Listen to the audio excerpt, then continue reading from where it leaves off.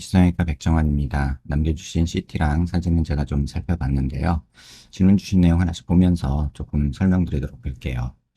일단 사각턱을 너무 많이 자르셨어요. 지금 보시면 이쪽도 신경에 거의 뭐 남아있지 않을 정도로 신경이 거의 닿을 정도로 이렇게 뼈를 잘라 놓으신 상태고, 지금 옆모습에서 보면은 지금 피부명으로 이렇게 돌아서 보면요, 지금 환자분이 턱살이 받쳐주는 뼈가 없다 보니까 여기 있는 살들이 전부 다 밑으로 쏟아지는 거거든요. 거기다가 또 턱 끝에 이물질 주입까지 하신 상태여서 뭐 제거를 2번이나 하셨지만 사실은 이건 제거가 거의 불가능하다고 보시는 게 맞아요. 이걸 괜히 제거하려고 해봤자 이제 근육들 건드리게 되고 뭐 살들 다치게 되고 그러면서 울퉁불퉁해지거나 표정 근육에 이상이 생기거나 하는 일들이 생기거든요.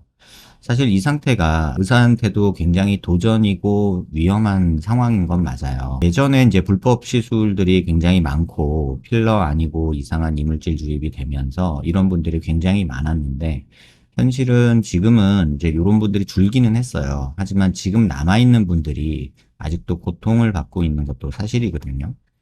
근데 문제는 2가지로 봐야 돼요. 이제 살에 이물질이 주입되면서 턱살이 너무 팽창되고 무거워졌다는 거. 그 다음에 반면에 또 턱이 잘리면서 오히려 받쳐주는 뼈가 없다 보니까 이 그러니까 무거워진 이 살덩어리들이 밑으로 처지면서 이렇게 마녀턱 느낌이 나는 거거든요. 근데 뭐 일부는 여기서 잘라서 이 피부를 잘라주는 작업도 하는 선생님들이 계시고, 또 뭐 레이저로 지져서 뭐 녹여서 빼는 분들도 계시고 한데, 문제는 둘 다 똑같아요. 그렇게 했을 때 기대되는 효과랑 또는 입술이 처진다거나 입이 안 다물어지는 등의 부작용을 생각했을 때 개인적으로는 득보다는 실이 크다는 생각이에요. 그래서 환자분한테 어떤 수술을 계획하고 어떤 수술을 권하기보다는 특별히 말썽을 부리지 않는다면, 지금 이 피부 상태에서 보시면 이 턱살이 말썽을 부리는 경우도 많거든요. 뭐 뽀로지가 난다거나 피부가 괴사된다거나 그런 경우가 아니라면 웬만하면 손대지 마시라, 이거 시한폭탄이다, 이렇게 말씀을 드려요. 그래서 환자분 불편한 거, 아쉬운 거 충분히 100번 이해하지만 이거는 뭐 거상으로 해결할 수도 없고, 뭐 잘라내는 작업이 그나마 조금 뭐 외형적으로는 조금 이 살덩어리를 조금 제거하는 데는 도움이 되는데, 이물질 주입이라는 게 이 피부 사이사이에 다 스며들어 있는 거라 완전한 제거를 하려면 멀쩡한 내 살을 도려내야 되거든요. 그러면서 근육도 망가지고 신경도 망가질 수가 있어서, 지금 입 다무는 거 크게 불편한 거 없으시고 단지 외형적인 불만이 있으시다면 조금은 어느 정도 받아들이고 견디셔야 되지 않을까, 이런 생각이 들어요.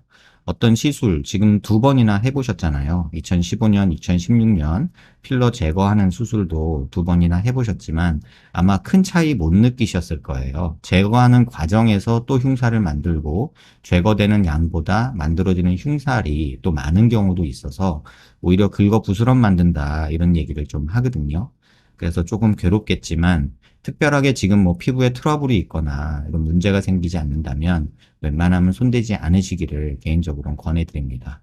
뭐 안에 뭐를 넣어서 또 이걸 어떻게 모양을 바꾸고 어쩌고 한다고 해도 외형적인 개선보다는 불편함이 더 가중되기 때문에 환자분께는 죄송스럽지만 손대지 말고 그냥 조금 잘 달래서 오래오래 문제없이 지내기를 바라야지, 조금 더 나아지겠다는 욕심에 이걸 손댔다가 아주 큰 고생을 하시는 분들을 많이 보거든요.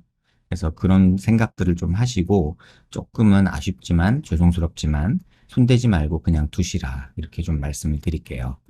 시원한 답변이 못 돼서 죄송스러운 마음도 있지만 뭐 어쩔 수 없는 현실이라는 걸 좀 받아들이셨으면 하는 마음에 이렇게 말씀드립니다. 영상 한번 살펴보시고요, 현명한 선택하시길 기대합니다.